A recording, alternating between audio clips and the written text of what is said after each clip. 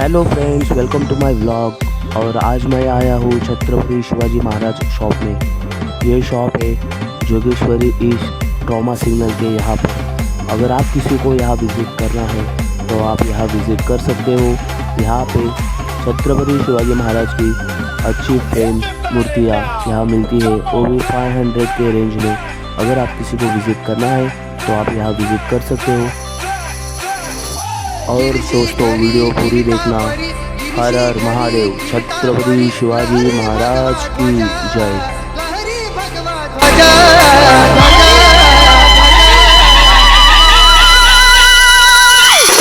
तारा